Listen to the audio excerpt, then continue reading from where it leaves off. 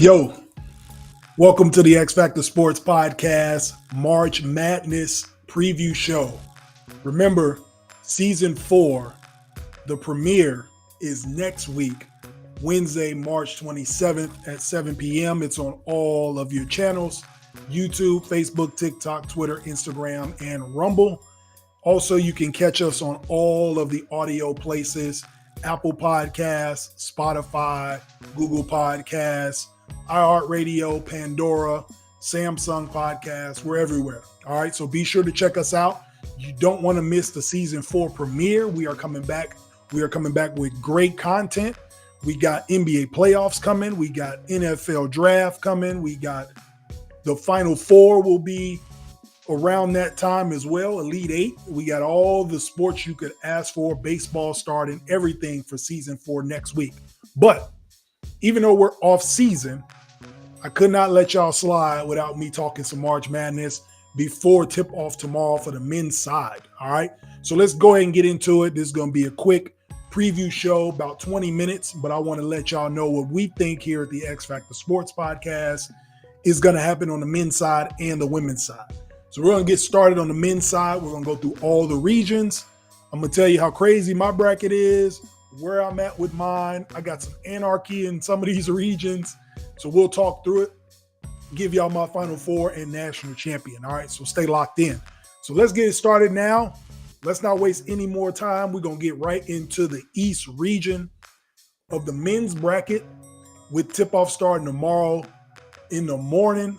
I cannot wait until basketball gets going for March Madness. So let's get into that East region. So I'm going to tell y'all what I got on my bracket. I have UConn getting through this bracket or through this region. They are the number 1 overall seed.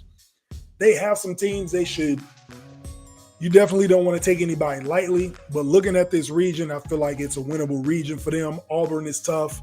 They got the big man that played pretty good in the SEC championship. They might see them in the Sweet 16. I still think UConn is just better. They got more experience.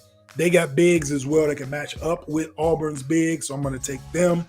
I'm also going to take Illinois beating Iowa State on the bottom part of that region. I think Iowa State's good. They can beat teams that have shooters. Like they beat Houston. They play well at home. I'm interested to see how they play on a neutral site when you got pros on the other side, because Terrence Shannon Jr. is elite. He showed you in the Big Ten tournament that he was elite, and I think they run into Illinois in the Sweet 16, and I think Illinois can beat them. So I'm going to pick Illinois, the 3 upsetting the 2 in that region. Is the 3 beating the 2 really an upset? I don't think so, but I think Illinois gets them. But I think they lose to UConn. So I got UConn coming out of the East, beating Illinois and going to the Final Four. In the South region, across from them, Houston is the number 1 seed in that region. I ain't going to hold y'all. I got Houston beating Kentucky in the Elite Eight. I think Kentucky, they're one of these teams. John Calipari, he is maddening because of how talented his freshmen are and how good they look. And then when they get in the tournament, it's like something happens to them in the tournament that they don't perform well. I don't know if it's because they play against veteran teams. They play against these teams that have super seniors. Now you can be a 6-year, 7-year senior, a COVID senior and play, be 25 years old and still play. Kentucky struggles with those types of teams. But when they play defense, they're one of the best teams in basketball. In this region, I think that they can make some noise. I actually got some upsets in this region. I got James Madison beating Wisconsin in the first round. James Madison is 30-3. I have an affinity for 2 types of teams in the tournament. Teams that have 30 wins. I played college basketball. I know how hard it is to win 30 games in a season. I never did it in college, but even winning 20, 25 games is a good year for most programs. For James Madison to have 30 wins before the tournament is impressive. And because of that, I think they know how to win close games. They know how to win blowouts. They know how to win on the road. You have to win a lot of different ways to get 30 wins in college. So with that being said, I think that Storr, the guard at Wisconsin, Andrew Storr, he's a pro. I think he's great. He looked good in the Big Ten championship against Terrence Shannon Jr. But I think James Madison is a better team. I think they have more experience. I'm actually picking them for the 12-5 upset to upset Wisconsin in the first round. I actually got them upsetting Duke in the next round, and I'm a Duke fan.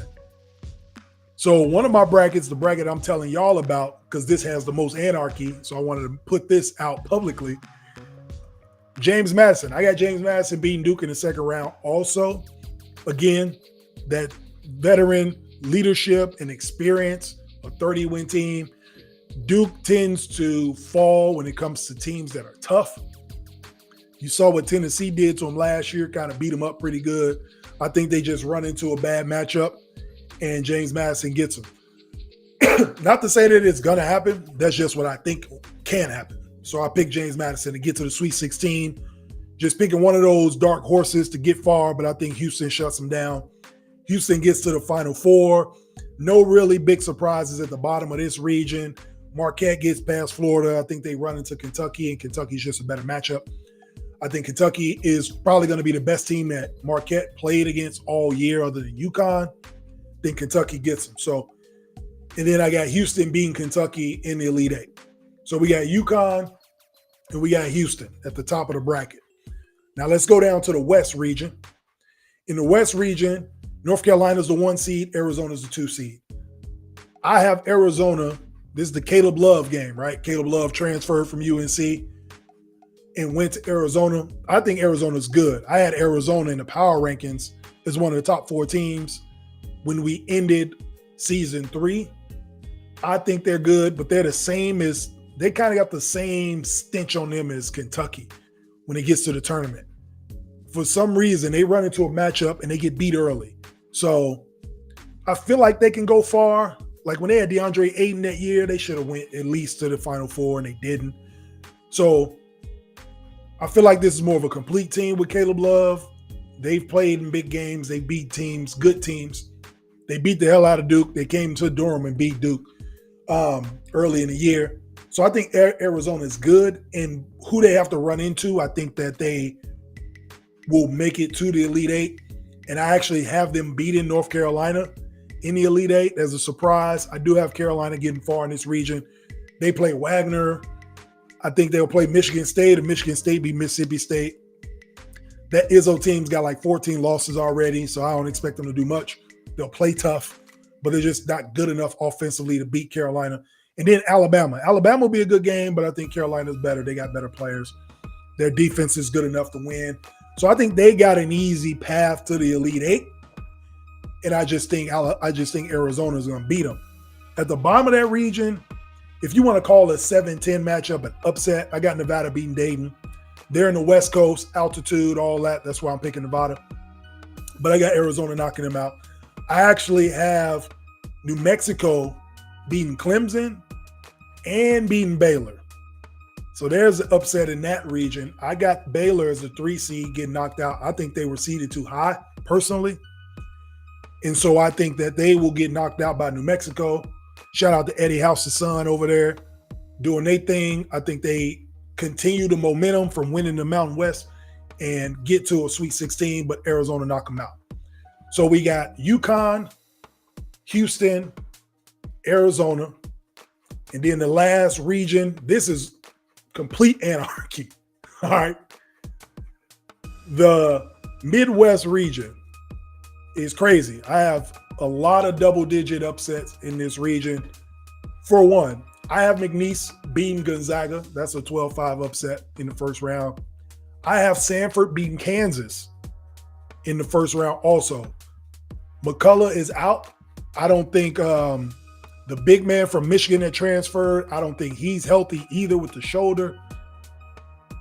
KU just, when they don't have their 2 best scorers, like I think those 2 guys, those 2 seniors average like 40 points a game for KU. Where's the scoring going to come from for KU?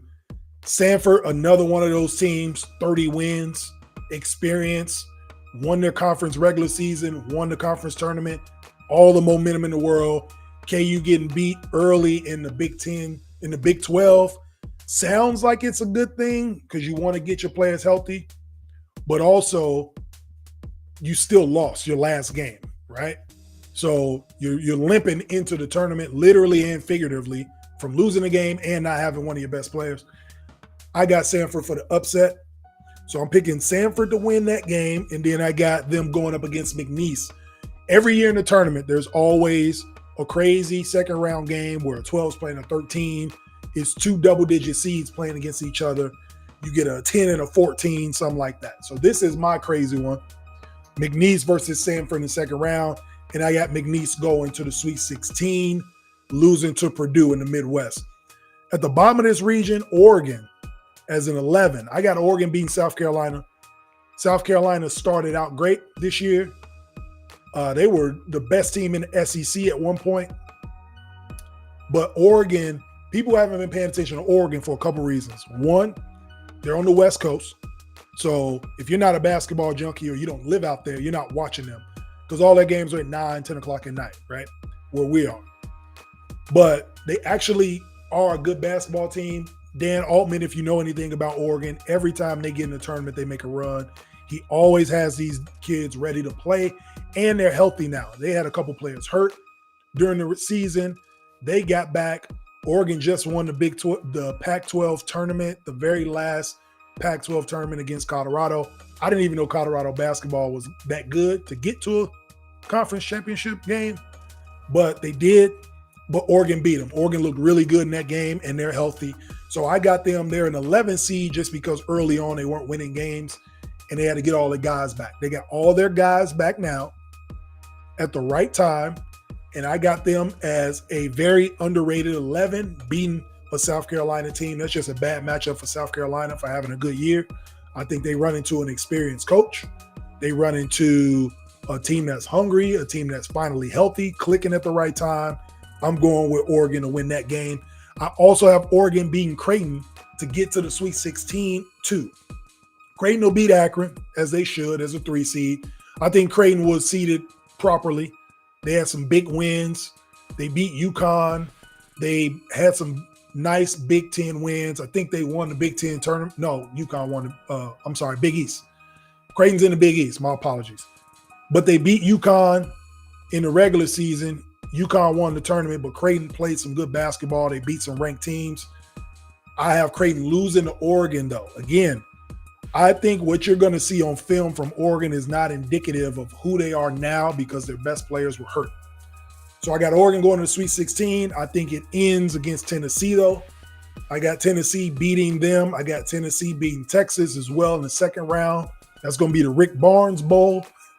If you know anything about college basketball, Rick Barnes coached at Texas for years. He coached KD, coached a lot of those guys, TJ Ford back in the day, all them. And now he's at Tennessee. And that Tennessee team is good. They got one of the best players in college basketball. Connect, 6'6" guy, JUCO player. This is his first time in the tournament playing in front of America so everybody can see how good he is. I think they make a nice run to the Elite Eight. Actually, I have them going all the way to the Final Four. I got them beating Purdue in the Final Four.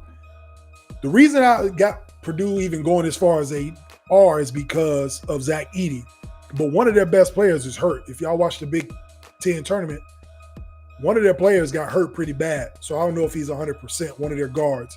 And if you know anything about March Madness, you need good guard play to control the flow of the game. You need shooters, you need good guard play, you need coaching. All right. I always say my mantra is always this: the players win the first 3 games and the coaches win the last 3. So I think these players are going to be good enough to get to a Sweet 16 and Elite 8. And then I think Rick Barnes in Tennessee, they're tough, physical, they play good defense. They were arguably in the best conference in America, the SEC. I think they got something for Purdue. They might let Zach Edey go off, but take away everything from everybody else.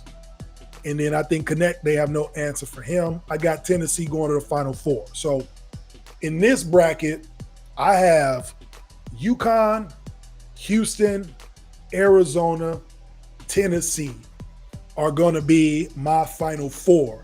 In the national championship game, I got UConn beating Arizona. in the Final Four on their side. And then I got Houston beating Tennessee. So I got UConn and Tennessee. I'm sorry, I got UConn and Houston in the national championship game. And I think UConn wins the national championship. Again, I know it doesn't happen very often, but in this bracket, I got UConn winning the national championship over Houston. I think Houston stays hot. Losing in the Big 12 tournament, I think that'll kind of flip the switch for them. They understand that they can't let these games fall. Getting blown out by Iowa State will be a wake-up call for them, and I think they go on a run. Jamal Shead is one of the best leaders in college basketball. They got a lot of seniors. I think they try to make this run, and they get to a title game. I think UConn, with their experience, I think Dan Hurley gets a back-to-back national championship. So that's what we got. We got UConn versus Houston in the national title game, with Houston losing and UConn winning the national championship. Y'all let me know what y'all think. Who do you have in your Final Four? We're live on YouTube, Facebook, TikTok, Twitter, Instagram. Y'all let me know what y'all think. Put it in the comments. I'll respond back. Who is in y'all Final Four? Who's your national champ? Now, before we get up out of here, last but certainly not least, let's dive into the women's bracket. We'll get straight down to the Final Four and the national champs. In the Albany region, so the way they do their regions is by location. They don't do north, south. They don't do north or west, south, Midwest, and east. They do locations. So they got Albany 1 and 2, and then they got Portland 3 and 4. All right. In the Albany region, South Carolina, the number 1 overall seed, of course, undefeated. They lose Cardozo for the first game because of the fight against LSU in the SEC title game. They shouldn't need her. They're playing against a 16 seed, the winner of that 16 seed out of the first 4. I think South Carolina runs through their region. They'll have a tough game against Notre Dame, probably in the Elite 8. They're the 2 seed in that region, but I got South Carolina winning that. Over in the Albany 2 side in the women's bracket, Caitlin Clark is in the same region with Angel Reese. So instead of meeting them in the national title game, they meet in the Elite 8 game. And I got LSU as a 3 seed, beating UCLA in the Sweet 16, and then beating Iowa in the Elite 8 to get to a Final Four. Again, I just think it's a matchup for Iowa. They got the great Caitlin Clark, but I think just toughness and depth down the bench for LSU. Angel Reese gets back to a national championship game or to a Final Four, and I got them beating Iowa in their region. Now we go down to the Portland 3 region where USC Juju Watkins, freshman of the year, just announced today. She is the number 1 seed. USC is the number 1 seed in this region with Ohio State as the 2. And I have them actually going to the Elite 8 and losing to UConn. UConn, surprisingly enough, is a 3 seed in this region. This might be the toughest region for the women's side. You got USC in this region, UConn in this region, Virginia Tech, Duke, Ohio State. All these teams are good. Baylor is in this region. So this will be the toughest region. And if I'm looking at a region with UConn in it and who's going to get out of it, I got to go with Gino Auriemma. Like I told you guys, the players win the first 3 games, and I think the coaches win the last 3. I think it's going to come down to when we get to the Sweet 16, UConn will be up against like Duke. You got the Dukes of the world in there, Baylor's, Virginia Tech's. I think when the top teams will be in the Sweet 16, I'm taking Gino Auriemma and Paige Buckers to advance them to the Final Four and beat Juju Watkins and USC in the Elite 8 game. So as a 3 seed, UConn goes to the Final Four. On the other side, that region is probably going to look more chalk than any other region. You got Texas as the 1 seed and Stanford as the 2, but I actually got Stanford beating Texas in that Elite 8 game. So we actually have only one seed getting to the Final Four. On the women's side, we got South Carolina at the 1 seed and then LSU. LSU will play against UConn. And then we got Stanford playing against South Carolina. In a national championship game, I got South Carolina and Dawn Staley against Paige Buckers, Gina Auriemma, and the UConn Huskies. All right. I got South Carolina beating UConn in the national championship game, completing an undefeated season. Dawn Staley beats a legend. And South Carolina gets their national championship back that they feel like they should have got last year after getting upset by Caitlin Clark in the Final Four. I think they come back with a vengeance and sweep through everybody and then beat the great Gina Auriemma and UConn in the national championship game. So that's what I got for the women's side. South Carolina beats Stanford in the Final Four. UConn beats LSU in the Final Four. And then I got South Carolina winning the whole thing. Dawn Staley gets another national title for the Gamecocks. Again, y'all tell me what y'all think. We got our Final Four picks. We got our national champions on the men's and women's side. Be sure to subscribe on YouTube to the XFactorSportz podcast. The season 4 premiere is next Wednesday, March 27th at 7 p.m. You do not want to miss it. We got a lot of sports to talk about and get into. It's going to be a great season. But for now, tap in tonight and let me know what you think about March Madness. This is Jay Mondane signing out.